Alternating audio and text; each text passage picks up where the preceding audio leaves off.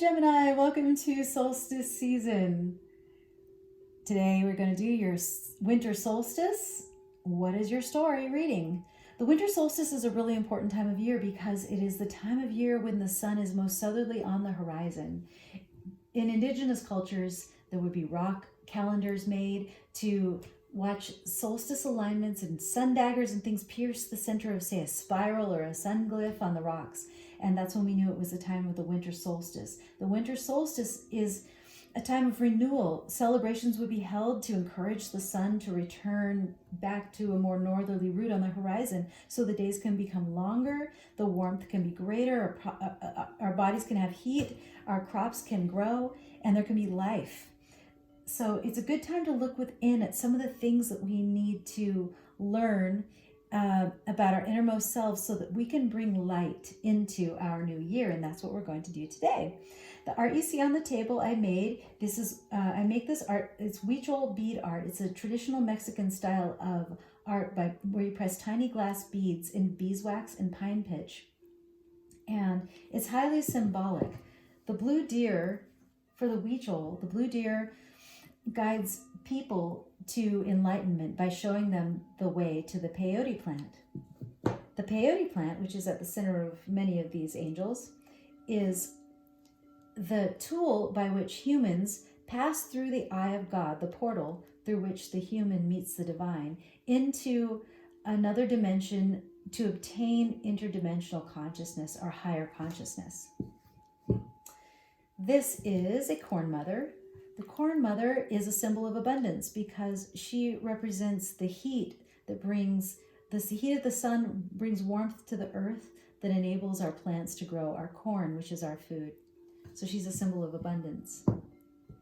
All of these items and more are available for purchase in my Etsy shop, and they can all reach you before Christmas time. So if you have some last minute shopping to do and you would like to buy something lovely and unique for a friend or family member, please consider going to my shop, which is at angelinetarot.com, or you can go directly to the Etsy shop, which is etsy.com/shop/eyeofgodart.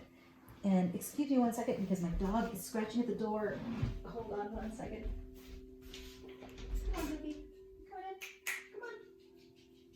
Oh, yes, good girl. All right. Sorry about that. She likes to be where I am. Okay, so here we are. Let's do, what is your story, Gemini? What is your story? We're going to leave the owl on the table because the owl is a messenger, and we are asking the owl to bring us messages from the divine or our own higher consciousness for our highest and greatest good. Gemini, what is your story? I'm a Gemini. What's my story? Got weeping willow, family sorrow. Family sorrow. What about family sorrow? Work, achievement, success. And I'll take the top and the bottom. Guaranteed success. Affairs with your family. Interesting. These are kind of all bound up together, aren't they? That's a really interesting spread. Okay. Family sorrow is coming from work or achievement and success. The success is guaranteed in affairs with your family. Isn't that weird? How should we parse this out?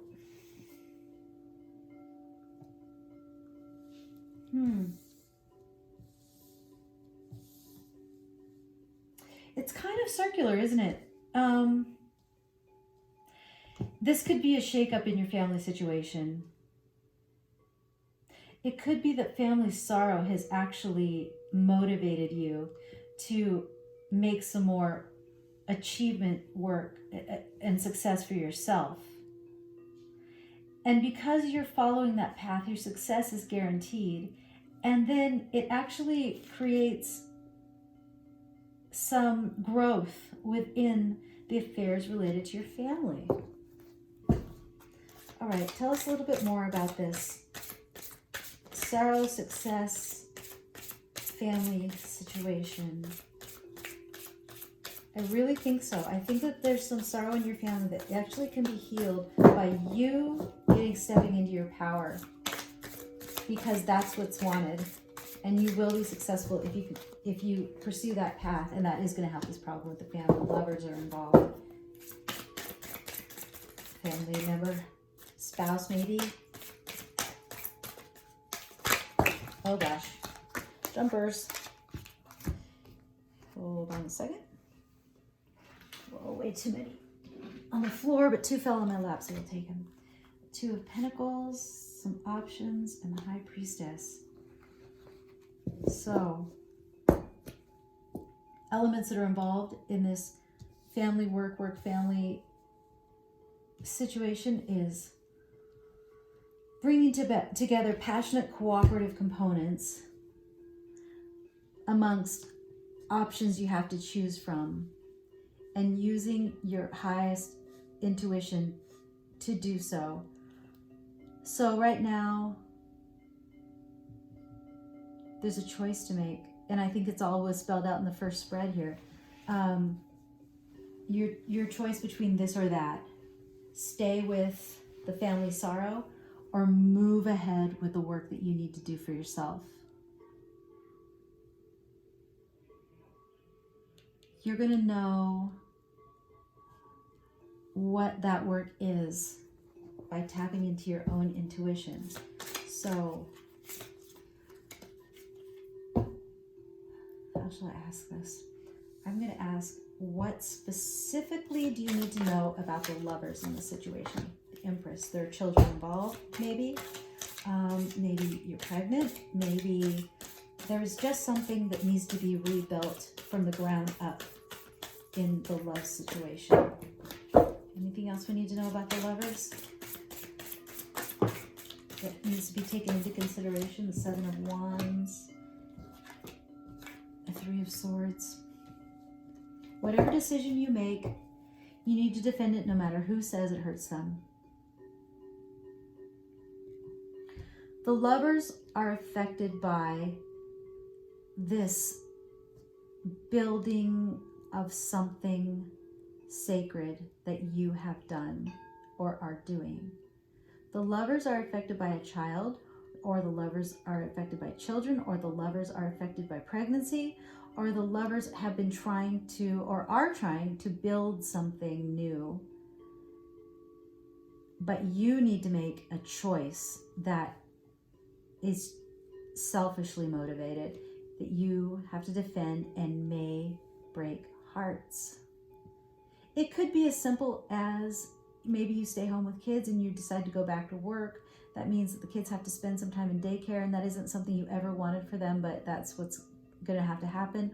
Or maybe it means a change in the way the family operates. Maybe, just the dynamics of this love relationship will change based on a decision that you have to make, a practical decision you have to make, a decision that's actually you're making after much considered thought and looking to your intuition. So what's your intuition? When leaning on your intuition, what should you keep in mind to bring about your own highest wisdom? What should you meditate upon and use your intuition about?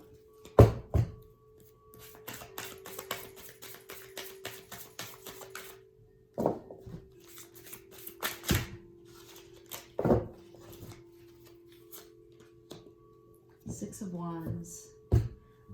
Your success. Your success. Your guaranteed success. This is all mirroring what's up here. You're going to cause family sorrow by making this choice, but you need to do it for your own work, achievement, and success, because you're guaranteed success anyway, and it will help your family in the long run. So focus on the success portion of it. Know that you are going to be successful and you will be celebrated for it. Keep that in mind when managing your feelings and intuition and divinely guided choices about this situation. Know that success is guaranteed and keep that in mind. It's all for the good. Little fights you have to have about this new movement you take are worth it, because the big success is what you're waiting for. It's a payoff later. It's going to be tough though, because you're in a situation where you've made some life choices to build what you already have. So you're shaking things up a little bit, but the major arcana cards are here in the beginning and what you have chosen to build. But you've tried to build something. Obviously, you're trying to build something good and something wonderful with this lover situation, but it's causing family sorrow now. So your work achievement and success, since it's guaranteed, you need to turn in that direction now. Defend it, even if it shakes up this old paradigm. But these are minor arcana cards, so they're little, material actions, day-to-day things versus big conceptual ideas and life choices. It's going to shake up things a little bit, but it's going right back up to big conceptual ideas and life choices, to be fluid.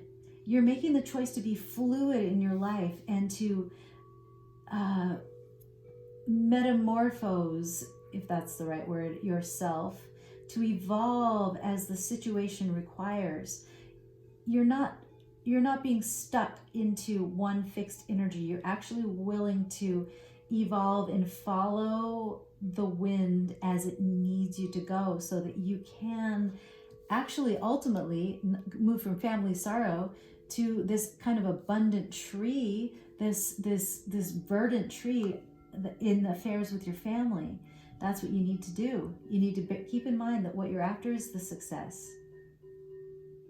And since you're guaranteed success, be willing to bend, be willing to change. Don't get stuck in what you thought you were doing, because life doesn't work that way. Things are fluid. Time is fluid. Promises that were made may not be relevant today. You need to be able to evolve with your life as things change. Let's get a couple of more, just two advice cards right off the top. Page of Cups, moving forward, right. Offer love or accept or be prepared to receive new creative offers or new offers of love, new creative ventures or offers of love, and keep moving forward. Travel, move on, move forward. Take your ideas off to move toward new ideas. All these are both facing this direction, moving, progressing, getting to the High Priestess and the Six of Wands, the success by being more flexible. Keep going. Do it. The cards are saying, go ahead. Yeah, make the choice to invest in your own work and success. Very good, Gemini. I hope you enjoyed this. I hope it was inspiring. I hope that it gave you some things to think on and chew on that will bring you to some positive decisions and some positive ways of thinking about this coming year. I wish you a very fruitful solstice season and a happy new year. Please visit me at angelinetarot.com, where you can get a private reading or link to my Etsy shop, which is at etsy.com/shop/IHaveGodArt. Thank you.